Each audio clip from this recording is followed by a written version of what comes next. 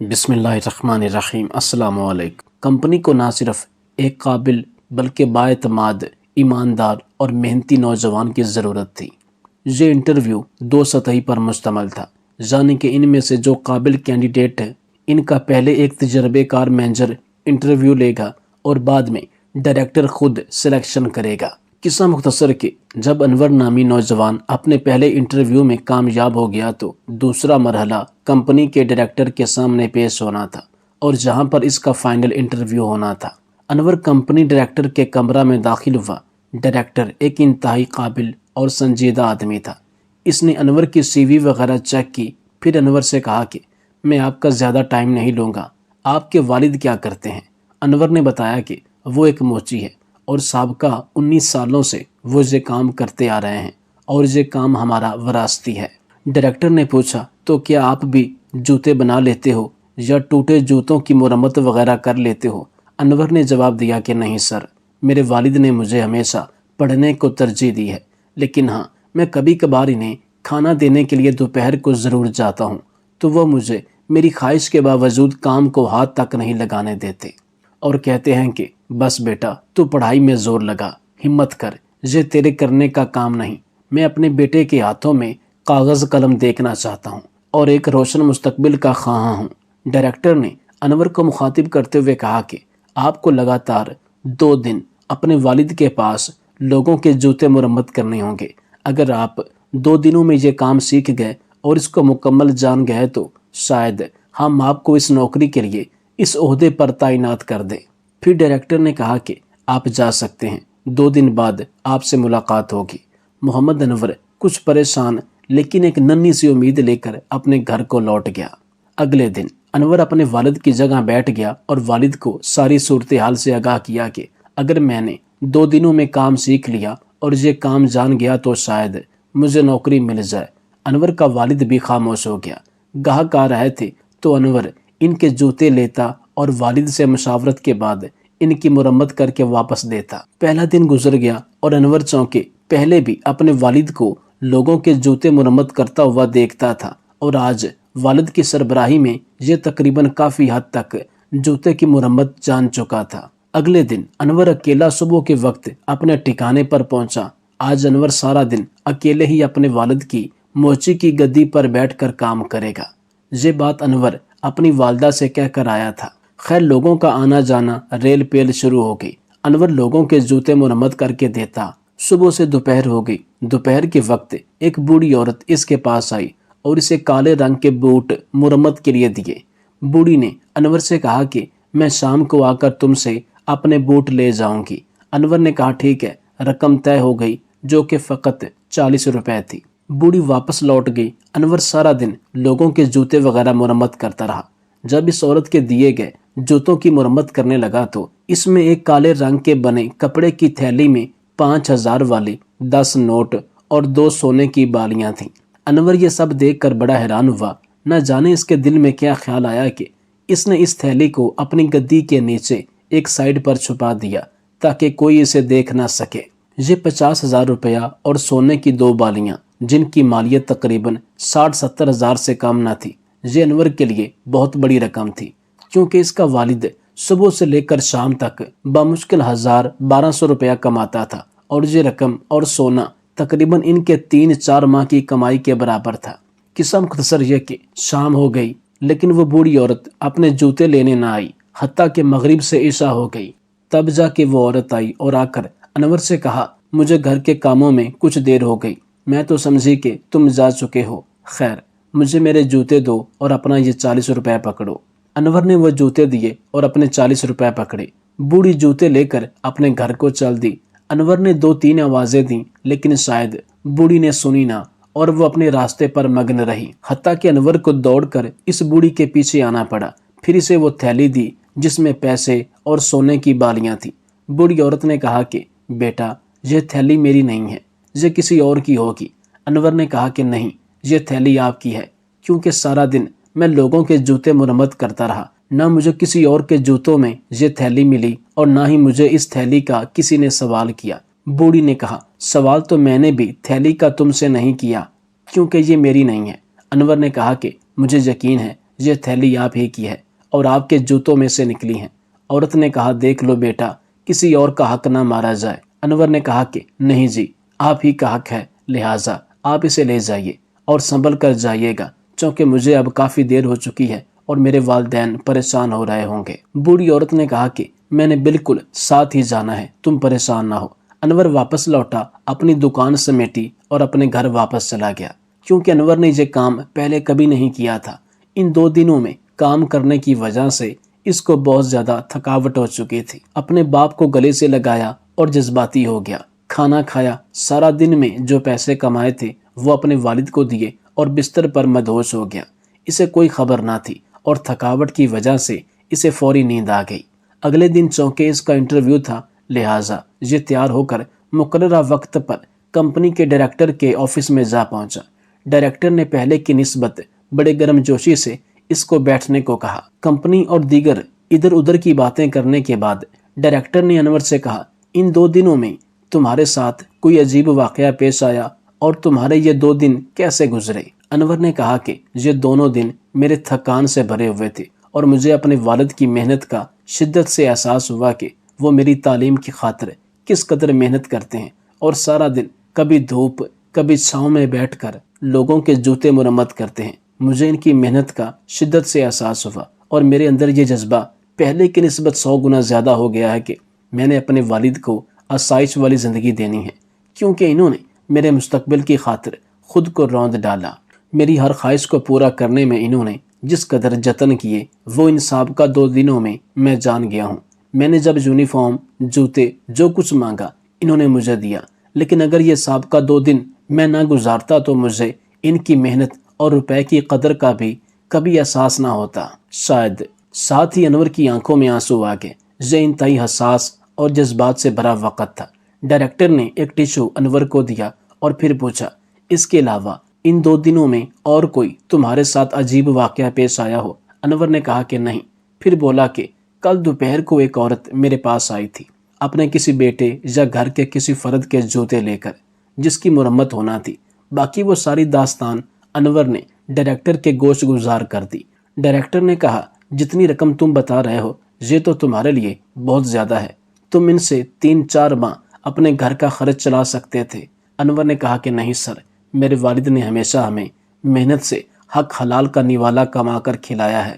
میرے ساتھ ہزاروں طالب علم پڑھتے تھے لیکن اللہ نے مجھ پر خاص کرم کیا، مجھے تھوڑی سی عقل دی، محنت کرنے کا شعور دیا، تو میں یہ سمجھتا ہوں کہ یہ میرے والد کی حق حلال کی کمائی کی وجہ سے ہی ممکن ہوا، ورنہ میں بھی دیگر دوستوں کی طرح ناکام ہوتا اور شاید آج یہاں نہ ہوتا۔ میرے والد اور اساتذہ نے ہمیشہ ایمانداری پر فوکس کیا اور میں یہ کیسے بھول سکتا ہوں کہ میرا والد صبح سے لے کر شام تک محنت کرتا ہے، ایک ایک روپیہ حق حلال کا کماتا ہے۔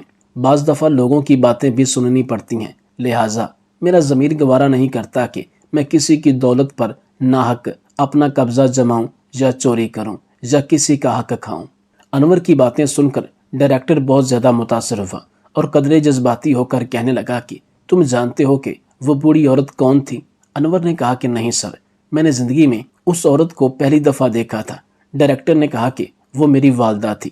یہ جملہ سن کر انور کے رونگٹے کھڑے ہو گئے۔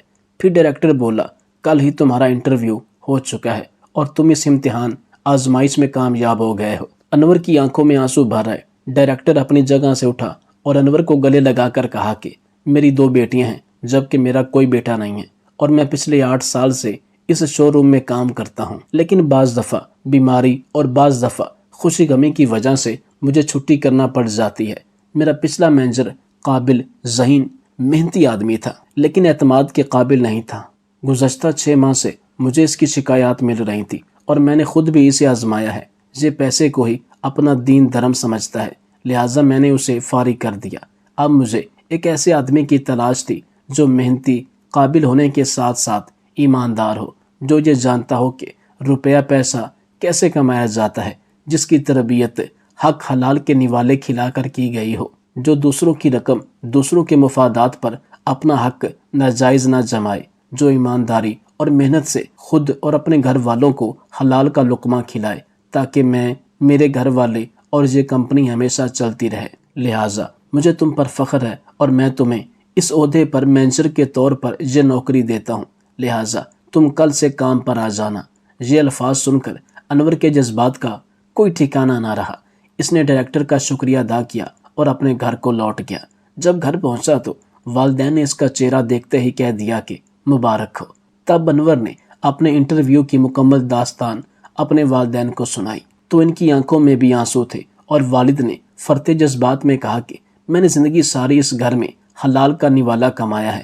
میں اللہ سے ہمیشہ حق اور جائز کا طلبگار رہا ہوں، اور یہی وجہ ہے کہ اس انٹرویو میں ہزاروں لوگوں نے اپلائی کیا اور اللہ تعالیٰ نے تمہیں اس عزت، اس عہدہ سے نوازا۔ یہ مجھ پر اللہ تعالیٰ کا احسان ہے اور میری ایمانداری کا صلہ ہے۔ اگلے دن نوکری حاصل کرنے کی خواہش میں ایک اور نوجوان زیان انٹرویو دینے گیا۔ اس نے آسانی سے پہلا انٹرویو پاس کر لیا، لیکن اب آخری انٹرویو کمپنی کے ڈائریکٹر کو لینا تھا۔ جیسے ہی ڈائریکٹر کمرے میں انٹر ہوا تو فضا میں ایک الگ ہی سنجیدگی چھا گئی۔ زیان کا دل زوروں سے دھڑکنے لگا۔ یہ اس کی زندگی کے سب سے اہم لمحات میں سے ایک تھا۔ ڈائریکٹر فاروق ایک پرسکون اور باوقار شخصیت کے طور پر کمرے میں آئے۔ ان کی موجودگی سے ہی ماحول میں ایک ڈسپلن اور روب کا احساس ہو گیا۔ زیان نے اپنی گھبراہٹ پر قابو پانے کی کوشش کی اور ڈائریکٹر کی طرف دیکھا۔ ڈائریکٹر نے سیدھا زیان کے سامنے رکھی ہوئی فائل یعنی اس کے بایو ڈیٹا اٹھایا۔ ان کے چہرے پر کوئی خاص تاثر نہیں تھا، جس کی وجہ سے زیان کے لیے یہ اندازہ لگانا مشکل تھا کہ وہ کیا سوچ رہے ہیں۔ کمرے میں چھائی ہوئی خاموشی زیان کے لیے ایک امتحان کی طرح محسوس ہو رہی تھی۔ ہر گزرتا لمحہ ایک کڑی آزمائش بن گیا تھا۔ جب ڈائریکٹر فاروق نے زیان کا سی وی دیکھا تو پایا کہ پڑھائی کے ساتھ ساتھ یہ طالب علم دیگر سرگرمیوں میں بھی ہمیشہ نمایاں رہا ہے۔ ان کے چہرے پر ہلکی سی مسکراہٹ آئی، جسے زیان نے شاید محسوس بھی نہ کیا ہو۔ یہ سی وی صرف کتابی علم کا ثبوت نہیں تھا، بلکہ ایک صلاحیت اور محنتی انسان کی تصویر پیش کر رہا تھا۔ ڈائریکٹر نے اپنی انگلی فائل پر رکھی اور ایک خاص نقطے پر چند لمحے رکے، جیسے وہ زیان کے کردار اور صلاحیتوں کو پرکھنے کی کوشش کر رہے ہوں۔ پھر انہوں نے اپنی نظر سی وی سے ہٹا کر زیان پر جمائی اور پہلا سوال کر ڈالا، جو بالکل غیر متوقع تھا اور براہ راست اس کے پس منظر سے جڑا ہوا تھا۔ کیا تمہاری پڑھائی اسکالرشپ پر ہوئی ہے؟ زیان کو یہ سوال کچھ عجیب لگا، کیونکہ اس کی پڑھائی ذاتی سطح پر ہوئی تھی۔ اس نے سوچا شاید ڈائریکٹر فاروق اس کی مالی حالت یا اس کی خود انحصاری کا اندازہ لگانا چاہتے ہیں۔ زیان نے بغیر کسی جھجک کے پورے اعتماد سے جواب دیا، جی نہیں۔ ڈائریکٹر فاروق نے اپنی بھویں ہلکی سی اوپر اٹھائیں، جیسے وہ کچھ اور توقع کر رہے ہوں، یا شاید زیان کے سیدھے جواب سے متاثر ہوئے ہوں۔ یہ سوال دراصل زیان کے عزم اور لگن کو پرکھنے کے لیے تھا۔ اسے پڑھائی کے لیے کوئی بیرونی مدد ملی تھی یا نہیں؟ پھر ڈائریکٹر نے دوسرا سوال پوچھا، جو زیان کے خاندان خصوصاً اس کے والد کے کردار سے متعلق تھا۔ اسکول اور کالج کی فیس تمہارے والد ہی ادا کرتے تھے۔ زیان کو لگا کہ اب انٹرویو اس کی ذاتی زندگی کی طرف بڑھ رہا ہے، لیکن اسے اس میں کوئی ہچکچاہٹ نہیں ہوئی۔ اس نے فخر کے ساتھ اپنے والد کے کردار کو تسلیم کیا، کیونکہ وہ جانتا تھا کہ اس کے والد نے اس کے لیے کتنی جدوجہد کی ہے۔ جی ہاں سر، زیان نے جواب دیا۔ اس کے لہجے میں اپنے والد کے لیے گہرا احترام اور شکر گزاری کی جھلک نظر آ رہی تھی۔ ڈائریکٹر فاروق نے زیان کا جواب بغور سنا۔ ان کے چہرے پر ایک سوچ بھری کیفیت تھی۔ یہ سوال دراصل یہ جاننے کے لیے تھا کہ زیان اپنی کامیابی کا سہرا کس کو دیتا ہے اور وہ اپنے خاندان کی قربانی اور تعاون سے کتنا واقف ہے۔ ڈائریکٹر نے اگلا سوال کیا، تمہارے والد کیا کام کرتے ہیں؟ زیان نے بغیر کسی جھجک اور شرمندگی کے جواب دیا، حالانکہ یہ ایسا پیشہ تھا جسے معاشرے میں اکثر کم تر سمجھا جاتا ہے اور جس میں بہت محنت لگتی ہے۔ زیان نے کہا، میرے والد لوگوں کے کپڑے دھوتے ہیں۔ اس جواب کے بعد کمرے میں چند لمحوں کے لیے خاموشی چھا گئی۔ ڈائریکٹر فاروق نے زیان کے چہرے پر غور سے دیکھا، جیسے اس کے جواب پر دل ہی دل میں کوئی رد عمل دے رہے ہوں۔ زیان کو اپنے والد کے کام پر کوئی شرمندگی نہیں تھی، بلکہ اسے فخر تھا کہ اس کے والد نے اتنی محنت سے اسے پڑھایا اور اس کے لیے زندگی کی سہولتیں فراہم کی۔ یہ جواب ڈائریکٹر فاروق کے لیے غیر متوقع انکشاف ہو سکتا تھا، اور اس لمحے زیان کے پس منظر کو نئے زاویے سے دیکھنے لگے۔ یہ جواب سن کر ڈائریکٹر فاروق نے کہا، ذرا اپنا ہاتھ دکھاؤ۔ زیان کچھ حیران ہوا، لیکن فوراً اس نے اپنا ہاتھ آگے بڑھا دیا۔ ڈائریکٹر نے زیان کے ہاتھوں کو چھوا، جو ریشم کی طرح نرم اور نازک تھے۔ ان کے چہرے پر ایک سوچ بھرا تاثر تھا، جیسے وہ کسی چیز کا موازنہ کر رہے ہوں۔ زیان کے ہاتھ دیکھ کر یہ بالکل واضح تھا کہ اس نے کبھی کوئی جسمانی مشقت کا کام نہیں کیا۔ یہ بات فاروق کے ذہن میں کئی سوال پیدا کر رہی تھی، کیونکہ وہ ایک ایسے شخص کی تلاش میں تھے جو صرف کتابی علم ہی نہ رکھتا ہو بلکہ زندگی کی حقیقتوں اور محنت کی اہمیت کو بھی سمجھتا ہو۔ زیان کے ہاتھوں کی نرمی اس کے والد کی سخت محنت بری زندگی سے بالکل متضاد تھی۔ فاروق صاحب نے اگلا سوال کیا، کیا تم نے کبھی اپنے والد کے ساتھ کپڑے دھونے میں مدد کی ہے؟ زیان نے بغیر کسی جھجک کے جواب دیا، کیونکہ اس کے والد نے ہمیشہ اسے ان کاموں سے دور رکھا اور صرف پڑھائی پر توجہ دینے کے لیے حوصلہ افزائی کی۔ زیان نے کہا، جی نہیں، میرے والد ہمیشہ یہی چاہتے تھے کہ میں پڑھائی کروں اور زیادہ سے زیادہ کتابیں پڑھوں۔ زیان نے بات آگے بڑھائی اور اپنے والد کی مہارت کا بھی ذکر کیا۔ ہاں، ایک بات اور، میرے والد بہت تیزی سے کپڑے دھوتے ہیں۔ یہ سن کر فاروق صاحب نے زیان کے چہرے پر دوبارہ غور سے نظر ڈالی، جیسے وہ یہ سمجھنے کی کوشش کر رہے ہوں کہ زیان کی زندگی اس کے والد کی زندگی سے کتنی مختلف رہی ہے۔ اس نے کبھی محنت، ذاتی تجربہ نہیں کیا۔ پھر ڈائریکٹر نے کچھ لمحے سوچا اور ایک عجیب سا مطالبہ کیا، میں تمہیں ایک کام کہہ سکتا ہوں؟ زیان کو تجسس ہوا اور اس نے فوراً جواب دیا، جی کہیے۔ اسے لگا شاید یہ اس کی نوکری سے متعلق کوئی اور ٹیسٹ ہوگا یا اس کی صلاحیت کا مزید جائزہ لینے کا طریقہ۔ فاروق صاحب نے کہا، آج گھر جا کر اپنے والد کے ہاتھ دھونا، پھر کل صبح مجھ سے ملنا۔ زیان یہ سن کر بے حد خوش ہوا۔ اسے لگا کہ نوکری تو اب پکی ہے، تبھی تو ڈائریکٹر نے اسے دوبارہ بلایا ہے۔ یہ کام اسے بہت آسان لگا اور وہ اس موقع پر پرجوش ہو گیا۔ اسے یہ معلوم نہیں تھا کہ یہ کام اس کی زندگی ہمیشہ کے لیے بدل ڈالے گا، اور یہ صرف نوکری کا وعدہ نہیں بلکہ گہرا زندگی کا سبق تھا۔ گھر آ کر زیان نے خوشی خوشی اپنے والد کو سب باتیں بتائیں اور اسے کہا کہ وہ اپنے ہاتھ دکھائے۔ اس کے چہرے پر الگ ہی چمک تھی، کیونکہ اسے لگ رہا تھا کہ اس کی محنت اور لگن رنگ لا رہی ہے اور کامیابی بہت قریب ہے۔ والد کو تھوڑی حیرانی ہوئی کہ اچانک بیٹے کو ان کے ہاتھ دھونے کی کیا ضرورت پڑ گئی ہے، لیکن پھر بھی والد نے اپنے پیارے بیٹے کی خواہش کا احترام کیا اور بغیر کسی سوال کے اپنے دونوں ہاتھ اس کے ہاتھوں میں دے دیے۔ والد نے ہمیشہ زیان کا ساتھ دیا تھا اور اس بار بھی انہوں نے اس کی ہر خواہش کا مان رکھا۔ زیان نے سوچا کہ یہ تو ایک چھوٹا سا کام ہے جسے کر کے وہ کل اپنے خوابوں کی نوکری حاصل کر لے گا۔ اسے خوشی تھی کہ اس نے اپنے والد کو بھی اس خوشی کا حصہ بنایا اور وہ کل کے لیے اور بھی پرجوش ہو گیا۔ لیکن جب اس نے والد کے ہاتھ آہستہ آہستہ دھونا شروع کیے تو ابتدا میں ایک عام سا کام لگا، مگر جیسے جیسے وہ ہاتھ دھوتا گیا اسے چونکا دینے والی حقیقت سامنے آئی۔ والد کے ہاتھ پتھر کی طرح سخت اور جگہ جگہ کٹے ہوئے تھے، ان پر بے شمار چھالے اور نشان تھے۔ یہ دیکھ کر زیان دنگ رہ گیا۔ اس کی آنکھوں سے بے اختیار آنسو بہنے لگے۔ اسے اپنے والد کی جد و جہد کا پہلے کبھی اتنا گہرا اندازہ نہیں ہوا تھا، جہاں تک کہ جب بھی وہ زخموں کے نشانات پر پانی ڈالتا تو جلن کا احساس والد کے چہرے پر صاف جھلکنے لگتا۔ یہ منظر دیکھ کر زیان کا دل اور بھی پگھل گیا۔ اسے پہلی بار اپنے والد کی محنت اور قربانی کا حقیقی احساس ہوا۔ یہ اس کے لیے آنکھیں کھول دینے والا لمحہ تھا۔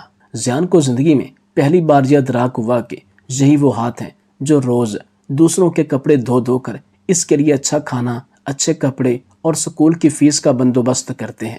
اس کے والد کی ہاتھوں کی ہر کٹی پھٹی جلد، ہر زخم اور ہر چھالہ اس کی زندگی کی ہر آسائش اور کامیابی کی نشانی تھی۔ والد کے ہاتھ کا ہر آلہ اور سختی اس کے تعلیمی کیریئر کی ہر کامیابی اور اس کے روشن مستقبل کی بنیاد کا ثبوت تھا۔ زیان کو اندر ہی اندر بہت شرمندگی محسوس ہوئی کہ اس نے کبھی اپنے والد کی محنت کو سمجھا ہی نہیں تھا اور ہمیشہ آرام دہ زندگی جیتا رہا۔ اسے یہ بھی احساس ہوا کہ اس نے کبھی اپنے والد کی مدد نہیں کی تھی۔ یہ لمحہ اس کے لیے ایک تبدیلی کا لمحہ تھا، جہاں اس نے اپنے والد کی قربانیوں کو دل کی گہرائی سے محسوس کیا۔ والد کے ہاتھ دھونے کے بعد زیان کو خود اندازہ نہ ہوا کہ کب اس نے دن کے باقی سارے کپڑے بھی ایک ایک کر کے دھو ڈالے۔ یہ ایک ایسا کام تھا جو اس نے اپنی زندگی میں کبھی نہیں کیا تھا اور شاید کبھی سوچا بھی نہیں تھا۔ والد بار بار روکتے رہے، لیکن زیان اپنی لگن میں کپڑے دھوتا چلا گیا۔ اسے اپنے والد کی جد و جہد کا اتنا گہرا احساس ہوا کہ وہ خود کو روک نہیں پا رہا تھا۔ وہ اپنے والد کے درد اور محنت کو محسوس کر رہا تھا اور اس نے ان کی محنت میں شریک ہونے کی کوشش کی۔ یہ صرف کپڑے دھونے کا عمل نہیں تھا بلکہ توبہ اور خود احتسابی کا عمل تھا۔ اس دن اس نے صرف کپڑے ہی نہیں دھوئے بلکہ اپنے دل کی میل بھی صاف کی اور اپنے والد کے لیے گہرا احترام اور شکر گزاری کا اظہار کیا۔ اس رات باپ بیٹے نے دیر تک باتیں کی۔ یہ گفتگو ان سب سالوں کی کمی کو پورا کر رہی تھی، جہاں زیان نے کبھی اپنے والد کے جدوجہد کے بارے میں نہیں پوچھا تھا اور والد نے کبھی اپنے درد کو کھل کر نہیں بتایا تھا۔ زیان نے اپنے والد سے ان کے کام کی مشکلات اور کٹھنائیوں کے بارے میں پوچھا اور والد نے اپنی قربانیوں، محنت اور اپنے بیٹے کے روشن مستقبل کے خوابوں کے بارے میں بتایا۔ یہ پہلا موقع تھا جب انہوں نے اتنی کھل کر اور سچائی سے بات کی۔ اس نے ان کے رشتوں کو نئی گہرائی دی۔ زیان نے اپنے والد کی قربانی اور ایثار کو سمجھا اور والد نے اپنے بیٹے کے لیے اپنی محبت اور خواہشات کو بیان کیا۔ یہ بات چیت محض الفاظ کا تبادلہ نہیں تھی، بلکہ جذبات کا گہرا میلاب تھی، جس نے ان کے درمیان کی دوری کو مٹا دیا اور ایک مضبوط رشتہ قائم کر دیا۔ اگلے دن زیان دوبارہ نوکری کے لیے کمپنی میں ڈائریکٹر فاروق کے دفتر پہنچا، لیکن اس بار وہ کچھ قدر طور پر بدل چکا تھا۔ اس کے چہرے پر اب صرف اعتماد نہیں بلکہ سنجیدگی، حساسیت اور عاجزی بھی تھی۔ فاروق صاحب کا سامنا کرتے ہوئے زیان کی آنکھیں نم تھی، لیکن یہ آنسو غم کے نہیں بلکہ شکر گزاری، سمجھ اور خود احتسابی کے تھے۔ اس نے ایک ایسی حقیقت کو جانا تھا جو اس کی زندگی میں پہلے کبھی نہیں آئی تھی، ایک ایسا تجربہ جس نے اس کے دل کو چھو لیا تھا۔ وہ اب صرف تعلیمی طور پر کامیاب طالب علم نہیں تھا، بلکہ ایک ایسا انسان بن چکا تھا جس نے زندگی کے کٹھن تجربات کو محسوس کیا اور ان سے سیکھا۔ وہ اندر ایک گہری تبدیلی محسوس کر رہا تھا اور یہ تبدیلی اس کے چہرے پر واضح دکھائی دے رہی تھی۔ وہ جانتا تھا کہ یہ انٹرویو اب صرف نوکری کے بارے میں نہیں ہے بلکہ زندگی کے ایک بڑے سبق کے بارے میں ہے۔ فاروق صاحب نے زیان کے چہرے پر بدلتے تاثرات کو دیکھا اور فوراً سمجھ گیا کہ کچھ اہم ہوا ہے۔ پھر انہوں نے پوچھا، ہاں تو پھر کیسا رہا کل گھر پر؟ کیا تم اپنا تجربہ میرے ساتھ شیئر کرنا چاہو گے؟ ان کی آواز میں نرمی اور گہری دلچسپی تھی۔ فاروق صاحب زیان کے تجربے کو سننے کے لیے بے حد مشتاق تھے، کیونکہ وہ جانتے تھے کہ یہ محض ایک کام نہیں بلکہ ایک انسانیت کی کسوٹی تھی۔ زیان نے گہری سانس لی تھی اور بات شروع کی۔ اس کی آواز پہلے جیسی نہیں تھی بلکہ اب اس میں سنجیدگی، عاجزی اور جذباتی حساسیت تھی۔ وہ اپنے تجربات پوری سچائی کے ساتھ بانٹنا چاہتا تھا، کیونکہ اسے معلوم تھا کہ یہ اس کے لیے کتنا اہم ہے اور اس نے اسے کتنا بدل دیا ہے۔ زیان نے کہا، جی ہاں سر، کل میں نے زندگی کا ایک حقیقی سبق سیکھا۔ اس کی آواز میں وقف تھا، جیسے وہ ہر لفظ کو محسوس کر رہا ہو اور اسے بیان کرنے کے لیے مناسب الفاظ کا انتخاب کر رہا ہو۔ اس نے اپنے تجربے کو 3 نکات میں تقسیم کیا۔ پہلا، میں نے یہ سیکھا کہ شکر گزاری کیا ہوتی ہے۔ اگر میرے والد نہ ہوتے تو میں تعلیم میں اتنا آگے نہیں آ سکتا تھا۔ زیان کو یہ محسوس ہوا کہ والد کی مسلسل محنت اور قربانی کے بغیر اس کی کامیابی ناممکن تھی۔ یہ اس کے لیے گہرا ادراک تھا، چونکہ اس نے پہلے کبھی اپنے والد کی قربانیوں کو اس طرح نہیں سمجھا تھا۔ وہ اب اپنے والد کے لیے گہری اور حقیقی شکر گزاری کا اظہار کر رہا تھا اور یہ اس کے لیے ایک بہت بڑا سبق تھا۔ دوسرا، والد کی مدد کرنے سے مجھے معلوم ہوا کہ کوئی کام کرنا کتنا مشکل ہوتا ہے۔ اس نے جسمانی اور جذباتی مشقت کو سمجھا جو اس کے والد روزانہ بغیر کسی شکایت کے کرتے رہے۔ اسے احساس ہوا کہ اس نے زندگی میں کبھی ایسی محنت نہیں کی۔ تیسرا یہ کہ میں نے رشتوں کی اہمیت پہلی بار اتنی شدت سے محسوس کی۔ زیان نے اپنے والد کے ساتھ اس رات کی جذباتی گفتگو کا بھی ذکر کیا جس نے ان کے رشتوں کو ایک نئی گہرائی دی۔ اسے یہ احساس ہوا کہ خاندان اور رشتے ذاتی کامیابی سے کہیں زیادہ اہم ہیں۔ یہ تجربہ اس کے لیے ذاتی طور پر تبدیلی لانے والا تھا، جس نے اسے زیادہ حساس، مہربان اور انسان دوست بنا دیا۔ فاروق صاحب نے زیان کی باتیں بڑی توجہ سے سنی۔ ان کے چہرے پر اطمینان جھلک رہا تھا۔ انہوں نے زیان کی باتوں سے اتفاق کیا اور کہا، یہی سب میں اپنے مینیجر میں دیکھنا چاہتا ہوں۔ انہوں نے واضح کیا کہ وہ صرف تعلیمی قابلیت یا تکنیکی مہارت کو نہیں بلکہ انسانی صفات، ہمدردی اور اخلاقی اقدار کو بھی اہمیت دیتے ہیں۔